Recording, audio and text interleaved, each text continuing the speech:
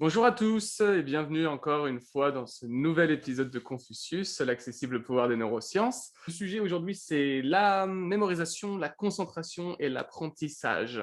Donc voilà, Stéphane va venir avec pas mal d'outils qui vont plutôt nous aider dans la vie de tous les jours. Alors je vois que Stéphane, ça a l'air de plutôt bien aller là. Tu m'as l'air d'être aux Bahamas. Ça va, on essaye d'appliquer à soi-même en fait ce qu'on enseigne. Et si tu veux, mon axe de développement, hein, tu le sais, c'est vraiment toujours chercher à augmenter notre vibration. Donc, Mhm, de fréquenter les gens les plus inspirants, de fréquenter les lieux les plus inspirants. Et je trouve que j'ai été béni pour l'instant dans ce début d'année parce que, bah, il y a la rencontre avec toi, avec Bertrand, et vous faites vraiment partie, je tiens à le dire, des gens qui m'inspirent. Et c'est d'ailleurs ce qui a motivé, hein, super. les lives Confucius. C'est Mhm. parce que je me rendais compte que mon niveau d'énergie, après une conversation avec toi ou après une conversation avec Bertrand, était plus haut que mon niveau d'énergie avant d'avoir commencé. Et donc ça a aucun prix en fait. Ça a la valeur, c'est une valeur inestimable. Et donc dans la même idée, là, je forme des praticiens à mon approche en fait, donc à la pratique Alma. Et comme je cherche à leur inculquer aussi ce mindset, naturellement, la session précédente, on l'a fait dans une belle maison déjà, mais ils ont voulu dire, OK, on va encore monter la barre plus haut pour vivre encore une expérience plus incroyable. Donc c'est vrai qu'on est, pour ceux qui connaissent les Alpes-Maritimes, on est au Tréas, donc au Tréas supérieur, avec voilà, une magnifique vue mer, une belle piscine, et un lieu surtout qui est propice au calme et à l'inspiration. Et, Ah, super. Puis je vois que tu es en t-shirt, il a l'air de faire bon. Je suis dans le même coin, mais moi, je suis pas du tout en t-shirt, hein. Je sais pas comment tu fais, mais ouais, il fait super bon là. On a le soleil plein pot et ouais, ouais, écoute. bon, génial, génial. Puis c'est vrai, non, comme tu dis, hein, encore une fois, on a cette superbe énergie que l'on veut partager avec notre audience, hein. C'est hyper important aussi pour nous. On travaille sur des projets magnifiques en ce moment. J'étais encore une fois dessus ce matin. Enfin, c'est superbe. Et un vrai plaisir. Stéphane, encore une fois, un vrai plaisir de travailler avec toi. Et du coup, bah, on continue avec nos épisodes toutes les semaines et on s'éclate, voilà. Et ça, moi, je suis toujours étonné d'entendre dire Ah, mais merci pour vos lives Confucius, on apprend plein de choses, etc. Parce que moi, je me bats contre ce syndrome de l'imposteur, hein, qui est très courant chez les contributeurs, les gens qui veulent contribuer. Souvent, comment dire, se censurent eux-mêmes euh, Mhm. parce qu'ils ils se sentent illégitimes. Et bien encore, maintenant, je me dis, mais voilà, mais c'est vrai qu'il y a des gens qui savent plus que moi, etc. Et donc, je suis toujours honoré, en fait, qu'on me dise, ah, mais merci, tu m'as appris ça, ça, je ne savais pas. Et voilà, je veux remercier tout le monde de nous suivre. C'est vraiment, vraiment important parce que Ouais. chacun de vos likes, chacun de vos commentaires, chacun de vos partages, ben, ça nourrit aussi à la vibration et à ce que permet ce projet, il prenne de l'ampleur en fait. Et Mhm. on pourra peut-être faire des lives dans des lieux comme ça, tous ensemble, quand on pourra vivre sans masque. Déjà quand on pourra vivre sans masque. On espère bientôt. Bon, on n'a pas beaucoup de temps du coup et beaucoup de questions d'ailleurs. Du coup, on peut peut-être commencer et je me suis dit qu'on allait commencer avec la concentration.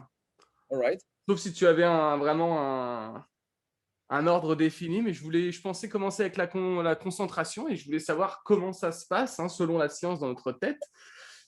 Déjà. Ok, ok. J'aimerais peut-être déjà ajouter en fait quelque chose sur la concentration, c'est à quel point ça peut nous faire perdre du temps et de l'énergie, en fait, Mhm. la concentration. Si on a tendance à se disperser, on va commencer certaines tâches, les faire à moitié, puis passer à d'autres, etc., avec un sentiment en fin de journée que finalement, on n'a pas été très productif, donc un sentiment de fierté qui n'est pas tellement là. Et puis ce sentiment de ne pas avoir fait grand-chose dans cette journée. Mais c'est beaucoup Mhm. lié à la concentration et donc à l'organisation. Hein, donc la concentration, je vais la redéfinir, c'est aussi maintenir son attention de manière continue sur un objet. Hein, c'est vraiment ça, là, pour moi, Ce qui est important en fait je me mets comme ça sinon on ne me voit plus, hop, comme ça, voilà. Mmh. Maintenir son attention de manière continue sur un objet. Ça peut être un objet d'étude, ça peut être un objet physique, et c'est vraiment aussi une capacité. Donc, la concentration est une capacité qui peut se Cool. développer. Ouais. Donc les personnes qui, souffrent de troubles de l'attention, heu, on va avoir la méditation qui va être vraiment un outil, formidable pour travailler la concentration. Alors outre le bienfait en plus de derrière venir calmer, nos émotions, elle va avoir plein de bienfaits. Alors qu'est-ce qui se passe dans le cerveau quand on n'arrive pas à se concentrer? En fait, le manque de concentration vient vous savez que je peux jamais décorréler les neurosciences et la médecine tibétaine, en fait, et la compréhension de l'esprit parce que et la PNL et voilà, tout ça est imbriqué, interrelié, donc je suis obligé de faire des ponts sur les 3. Mmh. Mais ce qu'on sait aujourd'hui, c'est que, un manque de concentration, c'est lié à de l'agitation. Donc l'agitation de pensée ou l'agitation d'émotion. Très souvent, les personnes qui ont du mal à se concentrer, sont des personnes qui sont hyper créatives, donc qui ont, des modèles de pensée en arborescence et qui sont capables de partir d'un point A et puis, de dire même: «Ça me fait penser à B et C et puis D et E» et puis on pourrait aussi faire F, G, H et I, J, K, L et M, N, O, P et on passe plusieurs fois l'alphabet. Alors vraiment, il faut imaginer cet arbre comme ça qui, d'une idée, vient créer 4 idées et chacune de ces 4 idées vient en créer 10 nouvelles et donc on se retrouve très rapidement avec 1 puissance 227 idées qui toutes nous mettent dans un état d'émotion, d'excitation en fait, parce qu'on trouve que c'est des bonnes idées. Et puis, on ne sait plus lesquelles suivre.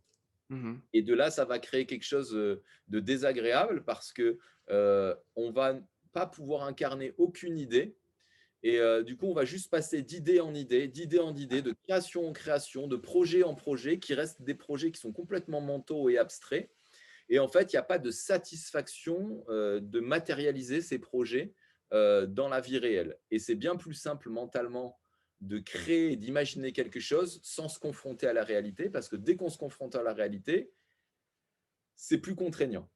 Mmh. Je Tant qu'on est comprends. dans notre tête, en fait, on peut créer en fait n'importe quel des scénarios. Donc en fait, cette agitation vient créer beaucoup d'émotions, beaucoup d'hormones. Donc c'est le Mmh. limbique qui est très sollicité et donc qui empêche à notre cortex, notre raison, de se fixer et de se concentrer. Alors le facteur temps, il serait pas aussi, à considérer ici, Complètement, justement? complètement. On a des courbes de productivité en fait mentale. Mmh. Et on sait que, au-delà de 45 minutes, on considère un cerveau normal va perdre en productivité. Donc au lieu, de se maintenir en fait et de se forcer à continuer à produire de la concentration, il est peut-être conseillé de s'arrêter 15 minutes, 20 minutes, vraiment, de marcher, de bouger et cetera et de se remettre dans une phase de 45 minutes. Il y a aussi quelque chose qui est intéressant, c'est que, heu, pour être vraiment productif, en termes de création de contenu, création d'idées et cetera, il va nous falloir 10-15 minutes de conditionnement mental. C'est-à-dire qu'à partir de ces 15 minutes, on commence à vraiment créer de la bonne matière, en fait, de la bonne matière intellectuelle Mmh. et donc c'est difficile dans son emploi du temps, dans son organisation, de s'organiser des temps de travaux qui sont trop courts aussi, parce que quand on doit produire quelque chose d'intellectuel, il va nous falloir un certain temps.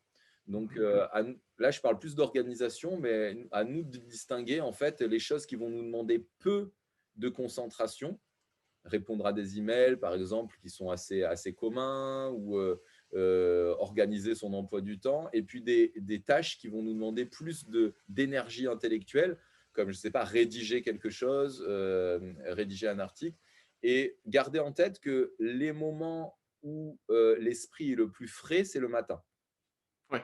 Mmh. hein. D'ailleurs, on entend bien que enfin, Jeff Bezos, hein, qui est connu, hein, qui est le fondateur d'Amazon, il dit bien que lui, il travaille à peu près 4 heures le matin. Enfin, c'est ce qui se dit, hein, évidemment sur les réseaux, mais et qu'il ne prend pas de décision l'après-midi. Il refuse de prendre la décision l'après-midi parce qu'il sait que son cerveau n'est pas aussi efficace que le matin. C'est de la vraie sagesse, ça, hein, de bien Ouais, connaître le fonctionnement de son cerveau et tout comme quand on est brouillé émotionnellement ou quand on ne se sent pas bien, ne jamais prendre de décision à ce moment-là, de laisser passer la nuit et le lendemain matin, de revoir la situation beaucoup plus au clair, qui nous apparaît souvent sous un jour complètement nouveau.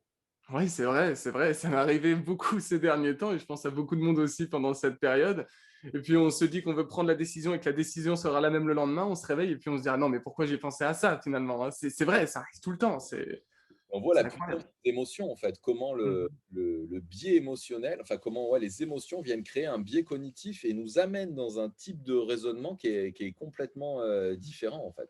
Fabuleux. Ouais, oui, bien sûr. Alors je pensais à un autre facteur aussi peut-être qui pouvait, affecter, la concentration, c'est simplement d'aimer ce que l'on fait, en Ouais, fait. ouais, Hein? ouais. C'est encore une fois, on parle, bah, évidemment, on vient de parler du facteur émotionnel, c'est hyper important. Je veux dire, pareil, quand on est à l'école, on a un enfant, on est à l'école, on est dans une matière qui nous plaît pas, évidemment, on est déconcentré après 5 minutes, finalement. Il y a pas de 45, il y a pas de 1 heure, 2 heures, c'est vraiment dès le départ, on n'est même pas concentré sur le sujet parce qu'on n'aime pas le sujet. Mais finalement, c'est la même chose pour les adultes, j'imagine? Tout à fait. Et Idriss Aberkan posait une équation qui était la connaissance est égale à l'amour multiplié par le temps. Ah, c'est beau. Ah ouais, ah ouais, j'aime beaucoup cette équation. Et, J'aime euh, bien celle-là. et donc, il expliquait que dans n'importe quelle discipline, euh, on passait de débutant à intermédiaire, puis avancé et expert. Il y a des niveaux de connaissances, de savoir-faire qui sont classés comme patrimoine mondial à l'UNESCO, des savoir-faire. Par exemple, le savoir-faire du katana Ah waouh. japonais, les Mmh. maîtres qui fabriquent des katanas où ça commence par une où il y a des maîtres de la maîtrise de l'acier qui va être utilisé. Donc, ce sont des milliers, des milliers, des milliers d'heures de savoir-faire qui font qu'ils s'arrivaient à ce stade d'expert. Donc là, on voit bien le temps. OK, et donc on sait qu'à partir de, je ne sais plus de combien de dizaines de milliers d'heures de pratique d'une discipline, on devient expert. Il Mmh. faudra vérifier, je sais plus. Là, je vais dire 60 000 heures, mais je suis plus sûr du tout. Il faudra qu'on vérifie cette information. Et, euh, et bien entendu, en fait, on comprend que l'amour pour la discipline va faire qu'on va dédier toute notre attention et notre concentration à ce qui se passe. Parce qu'effectivement, on peut passer 1 heure à écouter quelque chose de manière un petit peu distraite, en disant ah bah tiens il fait beau, là il y a le palmier qui bouge derrière, le t-shirt est un petit peu plissé, donc on voit bien une espèce de fragmentation de mon attention. Et si je cumule une attention concentrée comme un laser en fait, multipliée par du temps, donc c'est ce qu'on appelle du temps de qualité d'apprentissage. Là, en fait, on peut acquérir des compétences très, très grandes. Et on le voit très bien dans un sujet qui va énormément te plaire, Lilian, les jeux vidéo. Mmh. Et oui, Ouais. parce qu'en fait, par cet art de savoir stimuler le joueur et, et de le rendre amoureux, en fait, quelque part, du jeu, il va y passer des heures et des heures et des heures, devenant rapidement expert dans Mmh. sa capacité à passer les tableaux, à trouver des énigmes, etc., selon les scénarios de jeu. Et il y a tout un champ d'investigation qui se fait aujourd'hui en neurosciences avec le gaming. Et je sais que c'est un sujet qui te plaît. Moi, j'ai bossé avec un chercheur à l'époque, j'avais monté une start-up il y a une vingtaine d'années sur la cyberdémocratie. On avait bossé avec un chercheur en fait en gaming, hein, donc quelqu'un qui avait un doctorat dans la recherche liée au jeu, pour réfléchir à comment gamifier certaines dans ce sujet, c'était comment gamifier en fait une espèce de plateforme pour donner envie aux citoyens d'être encore plus impliqués citoyennement en gagnant des points, etc. Et donc, Si aujourd'hui on arrive, là il y a vraiment une avancée majeure à faire en termes de pédagogie, au niveau de l'école, au lieu de condamner les enfants qui jouent aux jeux, de les juger, de dire que c'est terrible pour leur sociabilisation, pour leur apprentissage, et cetera. Au lieu de prendre le problème et de l'amplifier, puisque plus on appuie sur un problème, plus il grossit, si on était créatif, si on était disruptif, comment on est disruptif? En ramenant 2 idées qui a priori s'opposent. C'est ça être disruptif. Donc si tu ramènes d'un côté l'école, la pédagogie avec le gaming, mais qu'est-ce que j'aurais rêvé, moi, gamin, de faire des jeux de conquête de civilisation pour apprendre l'histoire de France. Ouais, totalement. Et là, on aurait des experts en histoire, Parce que véritablement, c'est un moyen mémotechnique aussi énorme, finalement, hein. complètement, parce que si tu sais qu'il faut mémoriser une date par cœur pour avoir le trésor de je sais pas quoi, tu vas la mémoriser, la date. Par contre, Ouais. si on te dit mémorise ta date pour avoir un 17/20, ça n'a aucun impact émotif. Donc, Mmh. c'est mal connaître l'être humain, mal connaître le cerveau et mal connaître les leviers qui motivent quelqu'un. Complètement, complètement et j'aime beaucoup ce que tu dis et je te rejoins en effet, hein. Moi, tu sais comme j'aime les jeux vidéo et pour une raison très particulière, c'est que, bah, le jeu vidéo, c'est l'évolution, en fait. On te demande d'évoluer au fur et à mesure du jeu et en fait, puisque ça fait des années évidemment que je joue aux jeux vidéo et c'est cette notion d'évolution qui plaît à tout le monde. Mais c'est vraiment mais tout le monde, hein. J'ai l'impression que toute personne autour de nous a ce besoin d'évolution, c'est l'être humain, il est comme ça. Et je te rejoins. Alors, c'est marrant, la startup dont tu me parles, c'est assez, voilà, le fait de vouloir gamifier un petit peu, justement pour que la société puisse suivre un petit peu. Alors après, bon, tu n'es pas parti dans le détail, mais j'aimerais bien qu'on revienne là-dessus peut-être plus tard, en dehors peut-être de Confucius. Mais en attendant, dans l'entreprise de Vitruvius, tu sais qu'on fait aussi une transition digitale. Et ce que j'aime aussi, et ce que j'aimerais aussi, évidemment, ça dépend évidemment du client, mais c'est d'apporter de la gamification au niveau de certains outils au sein des entreprises. La gamification, il n'y a rien de mal. Il y a des personnes qui vont trouver ça très. Alors, c'est une conversation qu'on avait eue aussi avec Bertrand, hein, mon associé, mais qui me disait que ça pourrait devenir très vite unethical, pas éthique en fait. Et du coup, au fur et à mesure des conversations, je lui ai expliqué. Après, évidemment, il y a toujours des contrôles de nos jours, hein, sur les jeux vidéo, c'est-à-dire qu'il y a toujours des limites finalement à se poser. C'est un peu la même chose qu'on veut mettre en entreprise. On veut gamifier les systèmes en entreprise. Si on fait ça, je pense que le niveau de concentration en entreprise peut évoluer énormément et surtout, les employés pourraient s'amuser davantage. Je veux dire, c'est plus un outil de contrôle, c'est plutôt un outil dans lequel on va s'amuser tout en restant productif. Pour moi, on est dans l'optimisation des potentiels, on n'est pas du tout dans le contrôle. Et d'ailleurs, on a fait des tests sur des pilotes d'avions de chasse OK. et sur de chirurgiens. Le fait de jouer 15 minutes de jeux vidéo, 15 minutes, une demi-heure de jeux vidéo avant l'intervention d'avions de chasse ou l'intervention chirurgicale, augmenter leur concentration de plusieurs dizaines de pourcentages. Oh waouh! Je vais vous retrouver l'étude. Je vais vous retrouver l'étude. Mais si vous googlez ça, de toute manière, vous le trouvez. Ah waouh! Et puis après, il y avait aussi alors certains jeux aussi, et là on part plus sur l'apprentissage, mais certains jeux de stratégie, dans lesquels j'ai joué, qui m'ont et je suis sûr que ce sont les responsables, hein, parmi d'autres choses, mais qui m'ont permis de développer un logical mind, enfin un état d'esprit, très logique, très, stratégique. Aussi comprendre la notion de systémique, en fait, par rapport au gaming.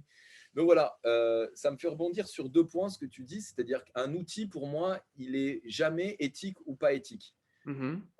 C'est les humains qui rendent les outils éthiques ou pas éthiques. Je vais prendre un exemple, un scalpel. Mmh. Un scalpel, tu les mets dans les mains d'un serial killer, il va ôter des vies. Tu les mets dans les mains d'un chirurgien, il va sauver des vies. Ouais. L'outil est neutre. Il est neutre, en fait, il n'est pas polarisé. C'est l'humain qui polarise. Donc Internet, c'est pareil, il n'est pas polarisé. C'est un outil qui est neutre, mais il y en a qui s'en servent pour faire les pires choses au monde, et il y en a qui s'en servent pour impacter un message lumineux, etc. Donc c'est toujours une histoire de camp, en fait, qu'on choisit. Ah mais c'est vrai, mais Et tu vois que j'avais jamais pensé ça, mais c'est excellent ce que tu dis, tu as totalement raison. C'est donc le jeu, c'est pareil, en fait. ouais. Le jeu, on D'accord. peut s'en servir pour asservir quelqu'un. Le seul but, c'est qu'il passe un maximum de temps sur la console pour s'abrutir. Ou alors, tu utilises cette énergie-là et que tu rends à notre service. Donc, c'est une histoire d'équilibre et de juste milieu, comme toujours, tout le temps, quoi. C'est vrai, c'est sûr. Waouh! Bon, bah, ça commence super bien Ouais, cet épisode, j'adore. Non, mais là, tu viens de m'ouvrir l'esprit sur le côté éthique, j'adore. Ah là, je suis en pleine énergie. Est-ce que tu veux qu'on passe sur l'apprentissage ou tu as autre chose à apporter sur la concentration? concentration, vraiment, qu'est-ce que je peux faire pour augmenter ma concentration? Comme toute chose, c'est pratiquer la concentration, hein. Donc, c'est pas, bien sûr, le magnésium, par exemple, va être quand même une substance, enfin, euh, voilà, un élément qui va favoriser en fait la transmission du courant dans les neurotransmetteurs, d'accord? Donc forcément, avoir un bon taux de magnésium, c'est favoriser l'usine là-haut, mais la concentration, ce sont des réseaux neuronaux spécifiques. Donc si on ne les utilise pas, ils ne se renforcent pas.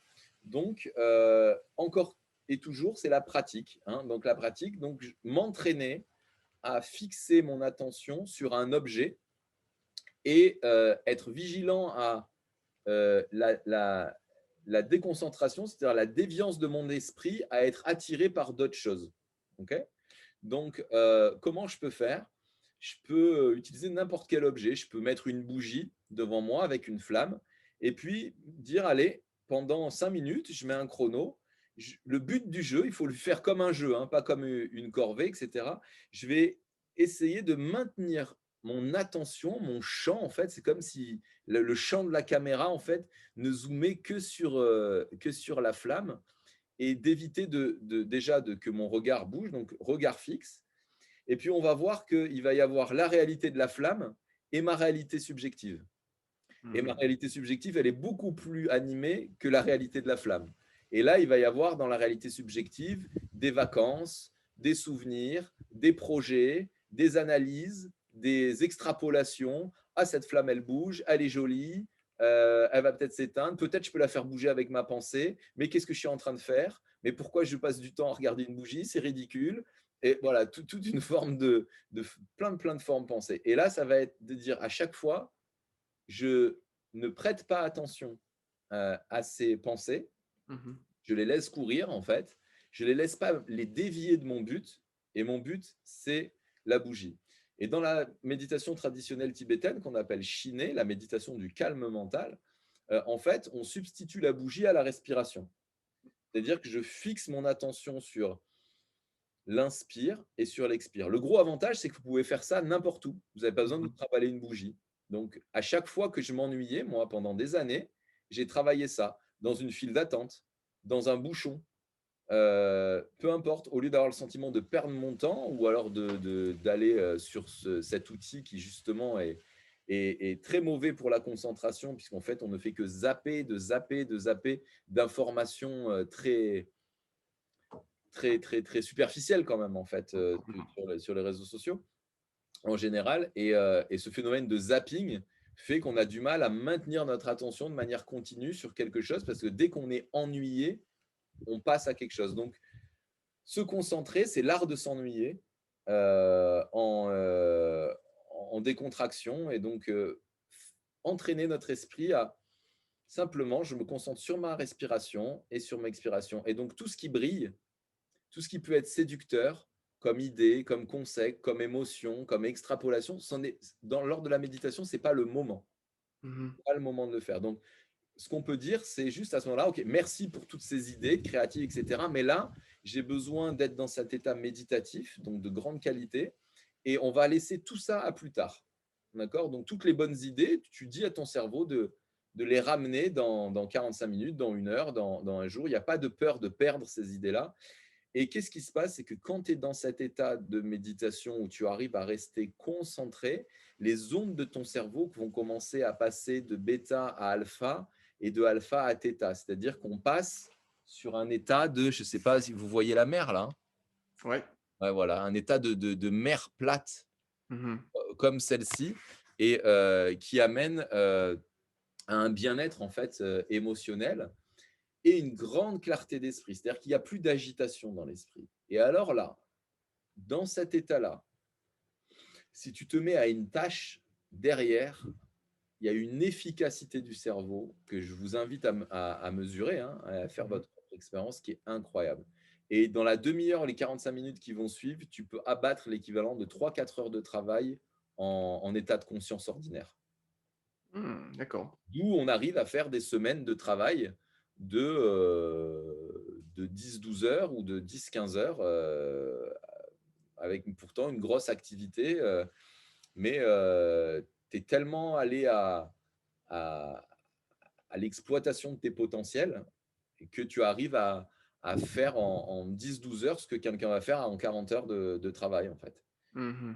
C'est les semaines à 8 heures ou à 10 heures, c'est pas un mythe, hein. Ça existe bien. On peut très, très bien gagner sa vie en bossant, 8 10 heures par semaine. C'est tout à fait possible. Totalement. Et pour revenir à cette technique de méditation, hein, qui est basée vraiment sur la concentration, sur la respiration, est-ce on doit se concentrer sur le mécanisme? Est-ce qu'on se concentre sur l'air qui circule? Ou est-ce qu'on se concentre sur la modification corporelle? Sur quoi on se concentre? Ou sur les 3, je sais pas. Parce que justement, je sais que moi, bon, je l'ai fait, j'ai réussi justement et j'ai réussi à rentrer, à faire de la méditation. Maintenant, j'en fais. Mais j'ai des personnes, je leur ai recommandé avec ces mêmes mots, mais ils n'y arrivaient toujours pas. Alors Ouais. c'est pour ça, est-ce que Alors déjà, il y a un contexte de départ à amener mmh parce qu'en fait, si l'intention n'est pas bonne, ça va biaiser complètement la méditation. Donc, par exemple, si je veux absolument obtenir quelque chose de la méditation, mh. je ne vais pas aborder la méditation dans un bon état d'esprit. Parce que je vais rentrer en lien avec la méditation, avec un état d'esprit de crispation. Et en fait, aux mesures que je vais avancer dans ma méditation, je vais avoir le même phénomène que je peux avoir quand j'arrive pas à dormir, c'est-à-dire, ah, j'arrive pas à dormir, ah ben, encore une heure de passé, oh ben, je vais être fatigué demain, il faut absolument que je dorme, et comment ça se fait que je ne dors pas, etc. Et donc, plus ça, plus on active le mental, et moins on dort. Donc, Mmh. dans la méditation, si on le prend dans le biais, bah, j'arrive pas à me calmer, j'arrive pas à être zen, j'arrive pas, etc. Mais en fait, on passe à côté de la méditation. Donc, le meilleur conseil, c'est déjà de ne pas attendre quelque chose de la méditation et de le vivre juste comme un entraînement, une pratique, en fait, dans laquelle on n'attend rien derrière, en fait. C'est juste un jeu. Un jeu. Donc, de le vivre comme un jeu, une expérience de se découvrir soi-même. C'est une porte d'entrée pour se découvrir soi-même. Simplement. Mmh. Il n'y a rien il n'y a pas une récompense, en fait, comme le sucre à son chien-chien, en fait, de à chaque méditation avoir quelque chose, en fait. Ça ne fonctionne pas comme ça. C'est des fois oui, des fois non, mais c'est un entraînement. Et alors après, une fois qu'on a mis ce bon contexte et dire est-ce que tu es OK de faire cette expérience-là, de vivre comme une expérience-là, bah, le conseil moi, que je pourrais donner, c'est de se focaliser sur l'inspire et l'expire. Et pour aider l'esprit à se focaliser dessus, on peut imaginer une sorte de lumière blanche qui rentre par les narines quand on rentre. Essayer d'accompagner le chemin de l'air en conscience le plus loin possible. Donc être conscient qu'en fait, il y a vraiment de l'air là qui rentre par les narines et que cet air, en fait, il rentre là, il descend, il vient nourrir mes poumons, que l'oxygène vient se répandre ensuite dans mes cellules par les artères, par le système artériel, par les globules rouges, etc. Donc, sans trop extrapoler non plus, mais juste accompagner cet inspire et accompagner cet expire. Accompagner cet inspire, accompagner cet expire et compter. C'est-à-dire, je Mmh. fais une inspiration, j'expire, je compte un. Je fais une deuxième inspiration et un deuxième expire, je compte 2. Chaque cycle de respiration, on va compter un de plus jusqu'à 21. Et à 21, on s'arrête. On fait juste 30 secondes de pause avant de recommencer un cycle de 21. Ça, c'est les méthodes tibétaines qui sont conseillées pour vraiment pratiquer la méditation traditionnelle tibétaine. Pas de musique, pas de voix qui guide, etc. Ça, c'est de la relaxation, de la sophrologie. C'est pas de Mmh. la méditation. Et aujourd'hui, il y a quand même beaucoup, Petit Bambou, par exemple, c'est que de la sophrologie, en fait. C'est que la relaxation, la sophrologie. Et des gens disent, ah, mais je ne comprends pas, je médite et je n'ai pas les bienfaits de la méditation. Es-tu sûr que tu médites vraiment? Ouais. Mmh. Non. En fait, il y a beaucoup de phénomènes comme ça qui ont été rattrapés par des phénomènes marketing ou des phénomènes économiques et du coup qui ont un petit peu galvaudé en fait ce qui est l'origine du mot. C'est beaucoup moins séducteur, c'est beaucoup plus traditionnaliste en fait, la méditation authentique, mais par contre les bienfaits sont innombrables derrière. Donc voilà, j'inspire, j'expire, je compte un, j'inspire, j'expire, je compte deux. Et le compte, c'est comme une espèce de câble auquel je me tiens à côté de la falaise. Et en fait, ma pensée, mon mental va essayer de me déséquilibrer pour m'amener sur d'autres pensées. Alors simplement, j'observe que depuis 3 secondes, enfin, ou depuis 3 temps, depuis 3 cycles de respiration, j'étais en train de faire mes courses pour demain parce que j'ai un apéro à la maison. Et c'est OK. Et juste, je ramène l'esprit sur la respiration, sur l'inspire et l'expire, et dire, OK, j'avais divagué pendant 3 cycles de respiration. Et à force de ça, en fait, on va être de plus en plus proche de notre esprit, de notre mental, et être de plus en plus vigilant. Et ça devient une nouvelle capacité, et c'est un état dans lequel on est sans plus faire d'efforts après. Mmh. Voilà. Waouh! OK, génial. Bon, bah, écoute, ça, ça clôture parfaitement sur la concentration. Est-ce que tu veux qu'on passe sur l'apprentissage? Oui, alors bah, l'apprentissage, c'est vrai qu'on l'a même déjà un petit peu abordé, mais Ah oui. Mmh. donc ce que l'on sait, c'est que un cerveau qui mémorise bien et un cerveau qui vit de l'émotion. Que ça soit une émotion forte, négative ou positive.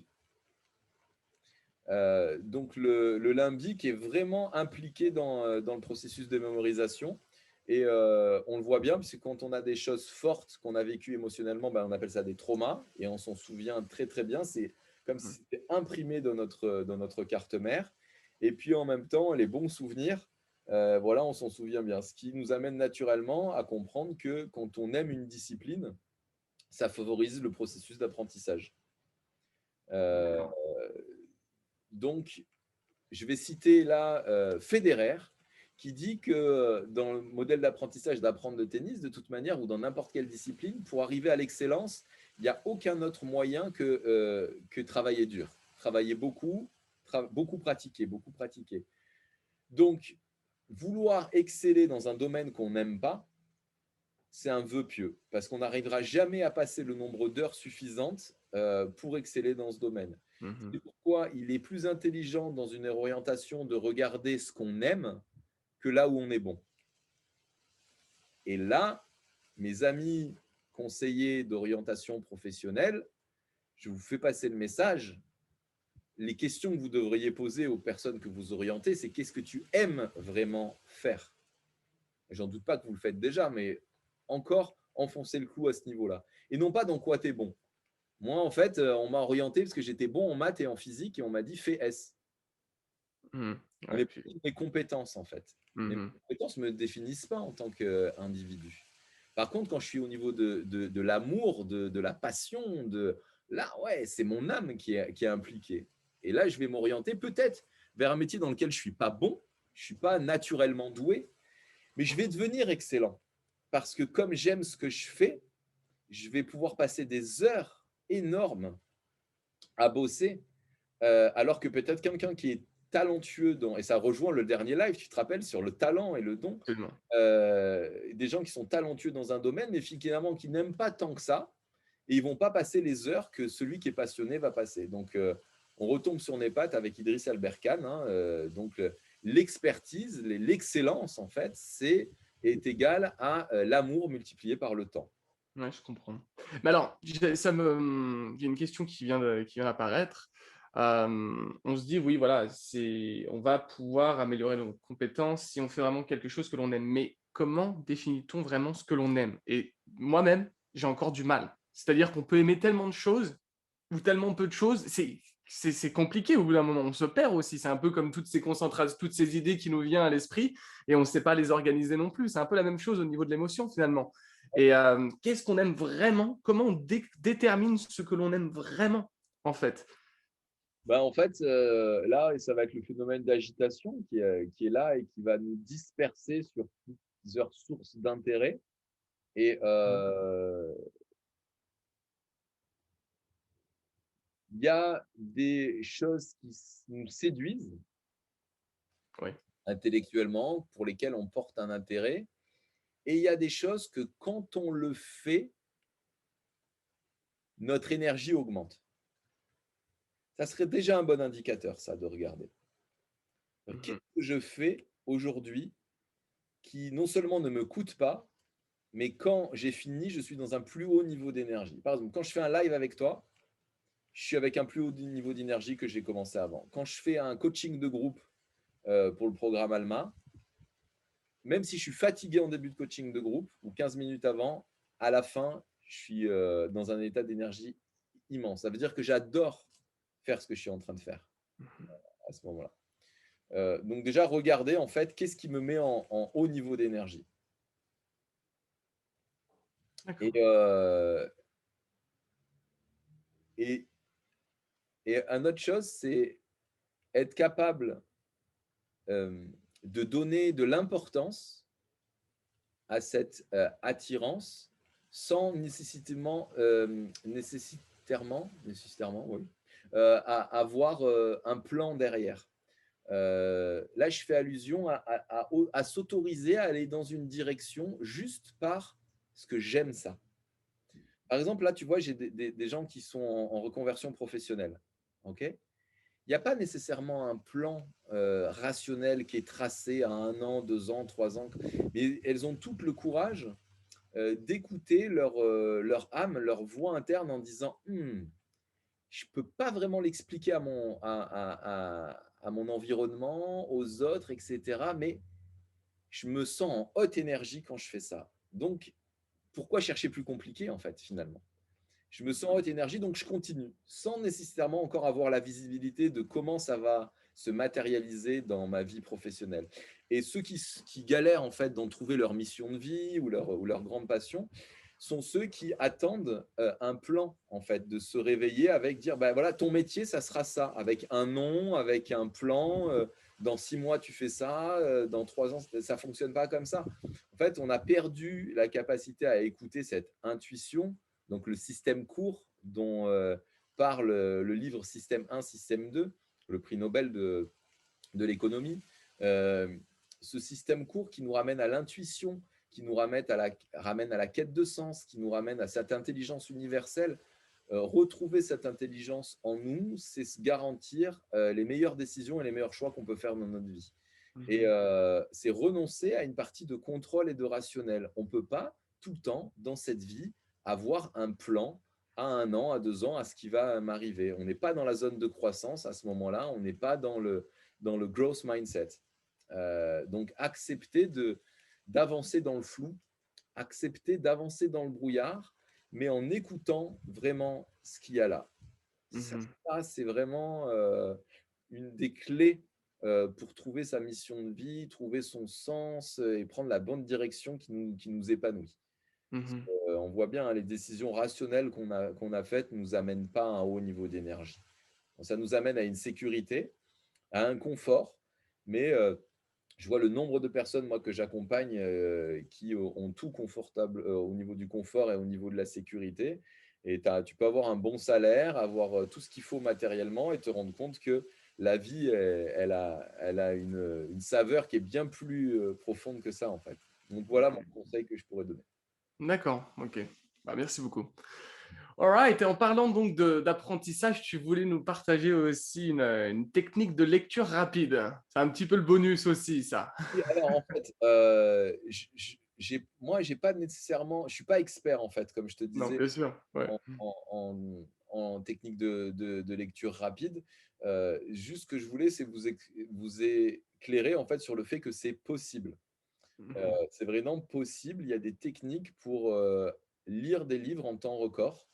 Euh, et ce que j'ai compris de la technique, donc je ne suis pas un expert, hein, donc s'il y a des gens qui sont plus experts que moi sur ce sujet, laissez des commentaires ou mettez-nous des liens, etc. Parce que voilà. Mais ce que je sais, c'est que la pensée linéaire est vachement limitée dans le processus d'apprentissage. Et aborder un livre dès le début en mode préambule, introduction, chapitre 1, etc., conditionne notre esprit à mobiliser que la pensée linéaire. Et si tu commences à prendre ton livre par différents bouts, et notamment la conclusion du livre, commencer par la conclusion du livre, tu as déjà en fait une synthèse de ce que l'auteur voulait faire passer comme message à travers ces 200 pages. Mmh. Et comme l'inconscient est très très bien fait, en ayant déjà la big picture, en fait, l'image finale de ce que l'empreinte de ce livre voulait laisser, quand tu vas le relire, euh, il va y avoir déjà un éclairage dans tout ce que tu lis rapidement, des phrases et des idées qui viennent nourrir cette conclusion finale. Et donc, tu es capable d'ores et déjà de quasiment lire le livre comme ça. Lac, lac, lac, lac, parcourir tout en faisant confiance en fait en l'inconscient de mémoriser. Ça, c'est le niveau 1 de, Mmh. de lecture rapide. Après, je sais qu'il y a des gens qui sont capables de lire des livres comme ça. Comme ça. Ah OK. Le champion du monde de lecture rapide, il est. Donc, c'est des choses qui sont sérieuses. Hein. C'est-à-dire que vraiment, il y a des championnats en fait de lecture rapide. Donc, des gens qui n'ont jamais lu un livre en fait et qui vont. Hop, j'essaie de mettre dans le soleil, mais c'est difficile. Ouais, Voilà. tu un petit mélange, Ouais, ombre-soleil, c'est pas grave. Désolé pour ceux qui regardent. J'espère que ça gênera non, pas. non, non, c'est très clair, c'est très, très bien. Ok, super. Et voilà, et donc il y a des championnats du monde qui sont effectués et on peut développer cette capacité de mémorisation rapide à des niveaux qui défient vraiment, défient ce qu'on croit qui est possible et ce qui ne l'est pas. Mon associé Bertrand, hein, l'a travaillé énormément et en fait, il m'a donc expliqué comment enfin pareil, lui, les étapes qu'il a prises, il y a peut-être différentes étapes aussi. Simplement, maintenant, il est capable de lire une page en Z. Ouais, Il va la voilà. lire en Z et je lui dis: «Mais qu'est-ce que tu veux dire? Tu vas lire une page en Z, tu vas faire ligne par ligne, et tu reviens à la ligne, quoi». Il fait: «Non, non, non, c'est vraiment toute la page. On dessine un grand Z sur la page et il va pouvoir lire en Z en prenant vraiment les mots les plus importants. C'est tout». C'est le En gros, mouvement il va supprimer naturel. toute une méta-speech on appelle ça comme ça, hein, tous ces mots un petit peu, on va pas dire inutiles, mais c'est le cas, quoi. Hein, qui n'apportent pas vraiment de sens. Il y a des mots, par contre, qui apportent du sens et il se concentre sur ces mots-là et simplement en lisant la page en Z, il est capable de comprendre, de savoir exactement de quoi il s'agit, quoi. Et tout à fait. Et en fait, c'est vrai que cette lecture en Z, c'est le mouvement naturel de l'œil. D'accord, donc il y a un lien. Ouais. Il y a ce qu'on appelle les ergonomes, donc ceux qui étudient la structuration en fait des pages web pour voir où l'œil se pose. Ils travaillent avec ce qu'on appelle des capteurs de mouvement oculaire. Et en fait, ils ont mis des gens devant des pages web différentes. Et en fait, il y a une caméra qui filme le mouvement des yeux. Et en fait, ça te reproduit sur l'écran des zones de chaleur. C'est-à-dire que ce qui est en rouge, c'est les zones les plus parcourues par les yeux. Mmh. Et tous ces bleus, moins, ce sont des zones parcourues par les yeux. D'accord. Donc, certaines personnes. Ouais. En fait, Mmh. ça forme naturellement un Z. C'est incroyable. Voilà. Donc, c'est le mouvement naturel de l'être humain. Tout comme on sait en rédaction qu'au-delà de 8 mots sur une même ligne, l'œil décroche. D'accord. Et c'est pour ça que dans les magazines, on fait des colonnes courtes. Ah, Tu vois? d'accord. Ouais, en fait, le fait de passer à la ligne, on rafraîchit un petit peu le cerveau et on remet notre concentration à zéro, en fait, hein, c'est un peu ça? Physiquement, en fait, ça demande moins d'efforts aux muscles oculaires de se maintenir sur la ligne quand elle est plus courte, quand elle fait, voilà. Oui, d'accord, Ils ont d'accord. montré qu'à partir du 8e mot, ça décroche. Waouh! Je l'avais Eh étudié beh, très longtemps, en fait, quand on étudie l'art graphique. mmh. Donc, ce sont des règles, en fait, aussi d'espacement entre les mots, l'interlignage, tout ça va. Donc, ça, on parle d'art graphique dans ce moment-là. Donc, les graphistes connaissent bien ces règles-là, en fait. C'est extraordinaire. Alors pourquoi on est venu avec ce sujet-là? Parce que ça prouve une nouvelle fois, encore une fois, hein, et tu rapportes l'explication scientifique à cette, cet apprentissage en fait de lecture rapide. Et justement, c'est ce que je voulais obtenir de ta part, hein, c'est cette explication scientifique. Et ça prouve une nouvelle fois qu'il y a pas mal de techniques, pas mal d'outils qui vont nous permettre d'améliorer nos capacités d'apprentissage mental, de concentration et de mémorisation. Et donc, C'est ça. Donc nous, on est là pour éclairer les esprits, en fait, entre guillemets, en Hmm, donnant un maximum d'infos. Après, à vous d'aller investiguer aussi si vous voulez voilà. approfondir un champ plutôt qu'un autre. À vous de vous retourner vers nous aussi si vous voulez qu'on vous forme, si vous voulez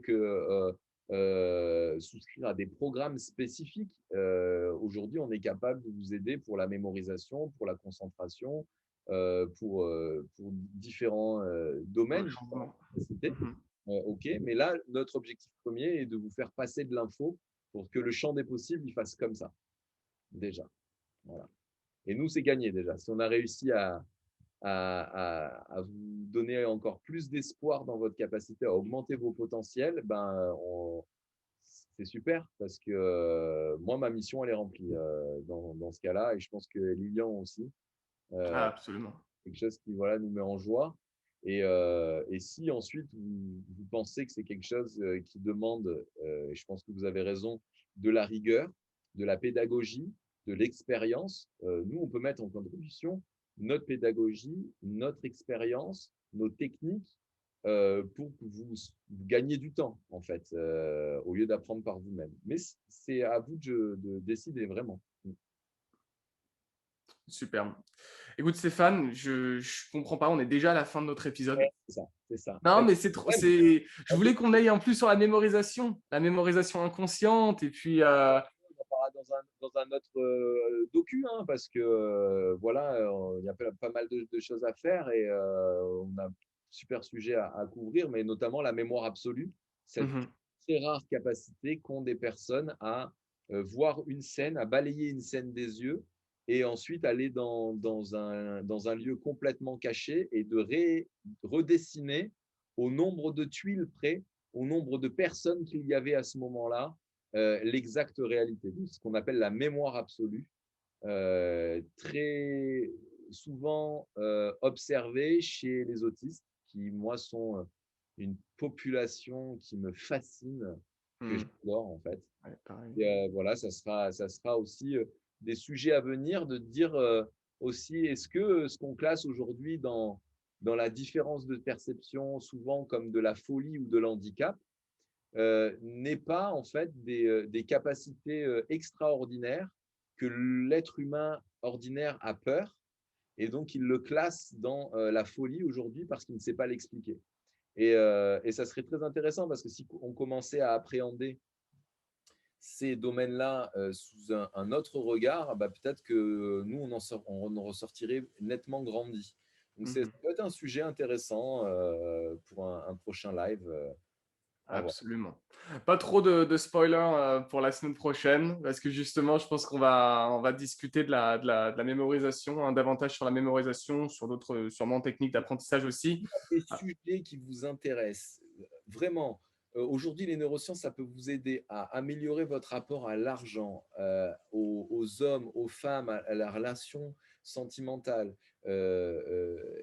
La PNL, les neurosciences vont vous permettre de mieux vous connaître vous-même, d'avoir vraiment des réponses à même des questions existentielles. Alors profitez en fait pour poser des questions en commentaire et nous, on se fera un plaisir d'y répondre. C'est un absolument. challengez-nous même. Ouais, ouais, non, absolument. Sur des sujets compliqués, même d'ailleurs, peut-être des Voilà, sujets que je ne connais pas du tout, où j'aurais besoin d'aide pour rédiger les questions. comment Lilian et Stéphane vont se sortir de cette question-là. Ah ouais, j'adore. J'adore, ça va être intéressant. Bon, bah écoute, Stéphane, un grand bonheur. Un Ça, grand merci encore pour ces informations nouvelles. Waouh, c'était top. Semaine prochaine, du coup, hein, on continue sur ce même sujet et on développera davantage cette fois, donc encore une fois, sur la mémorisation. Et puis, bah, merci à tout le monde de nous avoir suivis aujourd'hui. Un bon appétit, puis à la semaine prochaine. bye bye, merci Lilian, merci à toutes et à tous. Merci Bye Stéphane. Bye bye. bye.